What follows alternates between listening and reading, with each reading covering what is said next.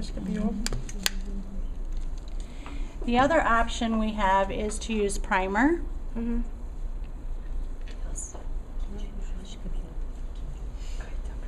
So if I'm going to do a primer application, I'm going to do my same.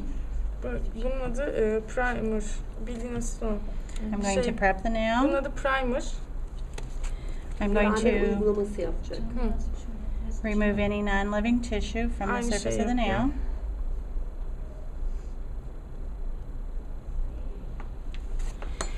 Then I'm going to etch the nail plate with my file, removing the shine.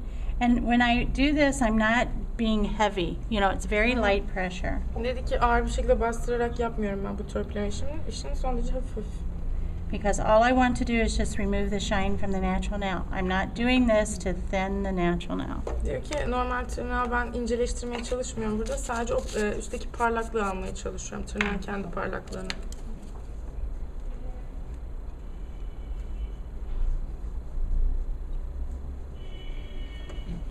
Okay. Then I remove any filing dust. Tozları aldım. Then I would dehydrate.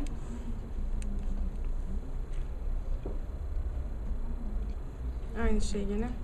2 kat. Bu şey, toniği. That's primer. As soon as I got the smell, I was like, wait a second. All right, so I would dehydrate Evet, az önce kullandığım yanlış. Öyle mi?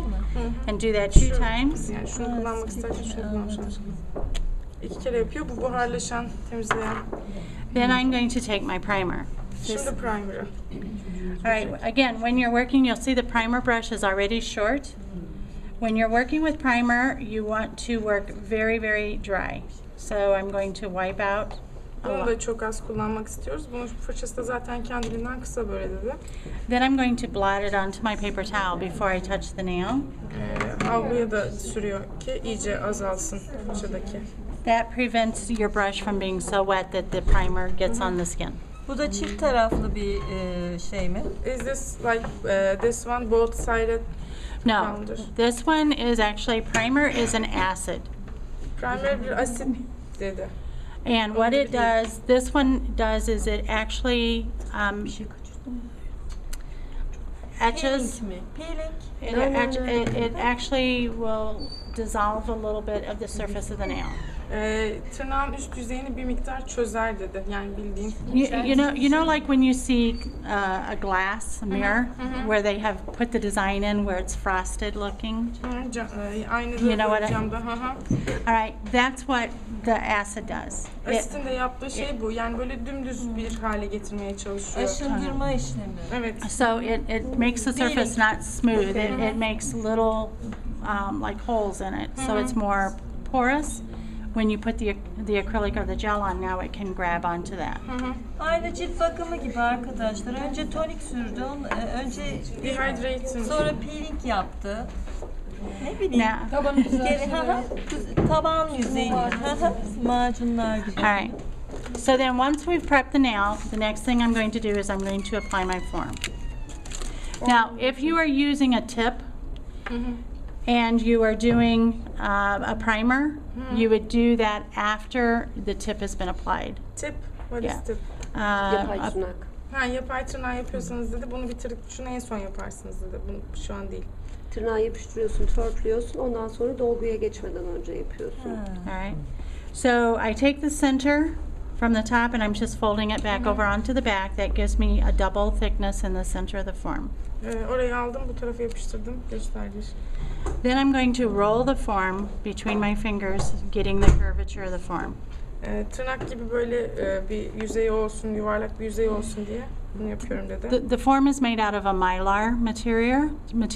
Mylar. I don't know. You know, like the metallic balloons. Metal balonlar var, onun gibi bir materyalden yapılıyor. Myral diye bir şey ama bilmiyorum. Alüminyum. It's not aluminum. Alüminyum. Not aluminum.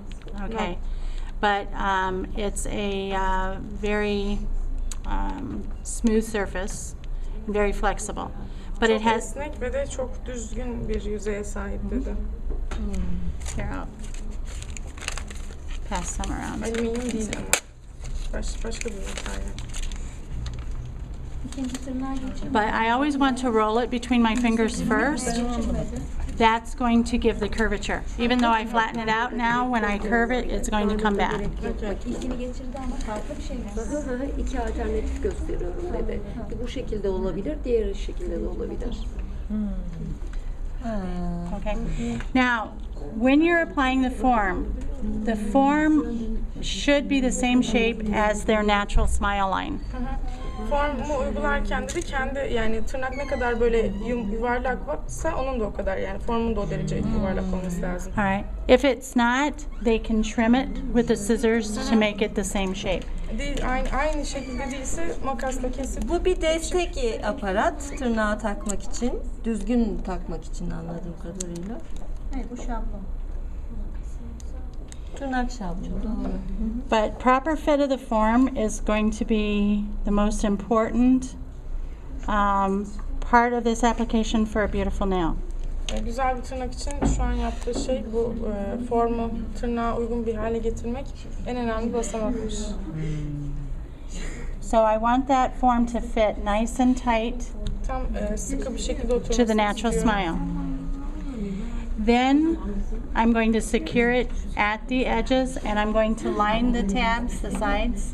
Bu arka tarafı da birleştireceğim. I want them to be as perfectly lined as possible. Tam mükemmel bir şekilde, eşit bir şekilde yapıştırmaya çalıştı onu. All right. When your form is in place properly, there should be no space here. All right? Mükemmel bir şekilde yerleştirdiğinizde şurada hiç So there's a space. All right? boşluk olmamalıydı orada. Sıfırlıyor. So I'm going to show you how to make sure that your form is properly placed. When you look at the side wall of the nail, right here, the way the nail grows out. Evet, tırnağın kenarına baktığınız zaman şu çizgiyle aynı hizada. When I put my form here, it should come straight out with the lines on the Evet, form. o çizgiyle tam şu tırnak çizgisi All right? aynı So, olacak dedi. as I look here, I'm going to line my file right up with the side of the natural nail, and it Aynısı should o follow tarafta da. perfectly. If I have a space, 3 boyutlu bakacaksınız. Yani her açıdan. I'm going to break the perforation at the back. Bu tarafı yırtıyorum. I'm going to secure the form with my thumbs. Baş parmaklarımla iyice yapışmasını sağlıyorum kenarlara.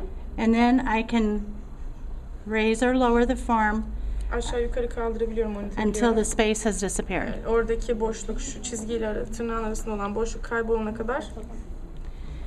All right? And then I'm going to place it in.